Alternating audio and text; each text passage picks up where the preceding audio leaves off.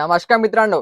तर आरटीई प्रवेश 2026 याचा निकाल काल जाहीर करण्यात आलेला आहे. ज्यांची नाव आलेली आहे त्यांना पुढील प्रक्रिया काय असणार आहे, तर ज्यांचे नाव वेटिंगमध्ये आहे त्यांना पुढील प्रक्रिया काय असणार आहे आणि ज्यांची लिस्टमध्ये नावच आले नाही त्यांच्यासाठी काय असणार आहे, याची संपूर्ण माहिती आपण या व्हिडिओमध्ये पाहणार आहोत. तर यासाठी तुम्ही हा व्हिडिओ शेवटपर्यंत पाहायचा आणि चॅनलवर नवीन असेल चॅनलला सबस्क्राईब करा.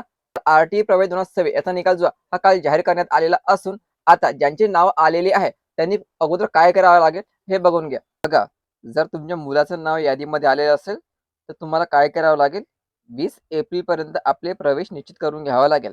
तर 20 एप्रिलची वाट पाहायची नाही, 16-17 पर्यंत आपला प्रवेश निश्चित करून घ्यायचा. जर काही प्रॉब्लेम आला तर तुम्हाला 2-3 दिवस तो प्रॉब्लेम दूर करण्यासाठी मिळाला पाहिजे, ठीक आहे. तरी तुम्ही 20 एप्रिलपर्यंत आपला जो प्रवेश आहे हा निश्चित करू शकता. तर बघा, नंबर 2, निवड यादीतील प्रवेश पात्र पालकांनी अर्ज भरताना जी कागदपत्र नोंदविलेली आहे त्या सर्व कागदपत्राच्या मूळ प्रती व साक्षांकित प्रती घेऊन जाव्यात. तर तुम्ही अर्ज भरताना जे काही डॉक्युमेंट अपलोड केलेले होते ते संपूर्ण डॉक्युमेंट तुम्हाला ओरिजिनल सोबत घेऊन जावं लागेल आणि ती झेरॉक्स प्रती पण सोबत घेऊन जावं लागेल. तसेच आपल्याला मिळालेल्या अलॉटमेंट लेटरची प्रिंट त्याच्या लॉग इनमध्ये किंवा पडताळणी समितीकडे जाऊन काढावी, ठीक आहे. लॉग इनमध्ये पण मिळेल किंवा पडताळणी समिती जी आहे त्यांच्याकडे पण मिळून जाईल.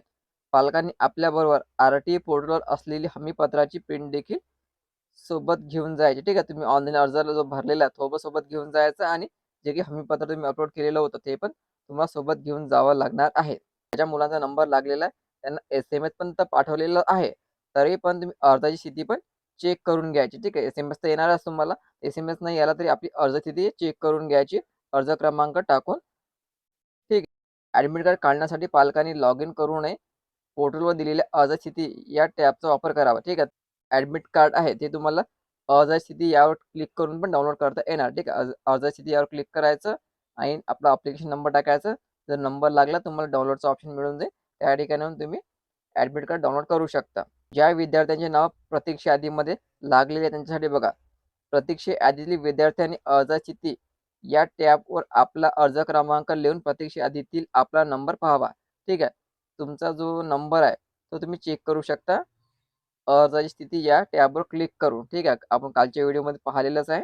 नंतर बघा, निवड यादीतील विद्यार्थ्यांनी प्रवेश घेण्याची मुदत संपल्यानंतर लक्षात ठेवायचं, तर ज्या विद्यार्थ्याची निवड झालेली आहे त्यांनी जर 20 एप्रिलपर्यंत प्रवेश घेतला नाही तर जे विद्यार्थी प्रतीक्षा यादीमध्ये आहे त्यांना SMS पाठवला जाणार आहे. लक्षात ठेवायचं, तुम्हाला त्या ठिकाणी SMS पाठवला जाणार आहे. 20 एप्रिल नंतर तुम्हाला SMS यायला सुरुवात होणार आहे. जर तुमचं नाव वेटिंग लिस्टमध्ये असेल, तुमच्या मुलाचं नाव वेटिंग लिस्टमध्ये असेल तर तुम्हाला 20 एप्रिल नंतर SMS पाठवला जातील, ठीक आहे. जर काही विद्यार्थ्यांनी जर ॲडमिशन घेतली नाही, त्यांना जे शाळा मिळाला त्यांना आवडल्या नाही शाळा त्या, मग ते काही विद्यार्थी पालक जे आहेत ते ॲडमिशन त्या ठिकाणी घेत नाहीत. अशा वेळेस जे वेटिंग लिस्टवाले विद्यार्थी आहे त्यांना या ठिकाणी प्रवेशासाठी बोलावलं जाते, त्यांना या ठिकाणी SMS पाठवल्या जाते, ठीक आहे. तर हे संपूर्ण प्रक्रिया मित्रांनो हे आजपासून सुरू झालेली आहे.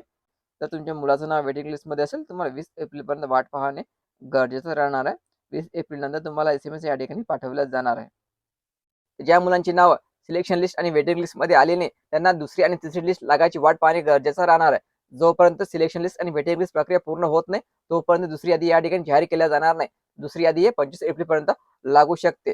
त्यामध्ये सिलेक्शन झालं की नाही झालं हे तुम्हाला चेक करणे गरजेचं राहणार आहे. तर यावरची अपडेट आली की त्या व्हिडिओवर मी तुमच्यावर नक्की पोहोचवेल. त्यासाठी चॅनलला आता सबस्क्राईब करून ठेवा. तर व्हिडिओ महत्त्वाचा जास्तीत जास्त शेअर करा. धन्यवाद.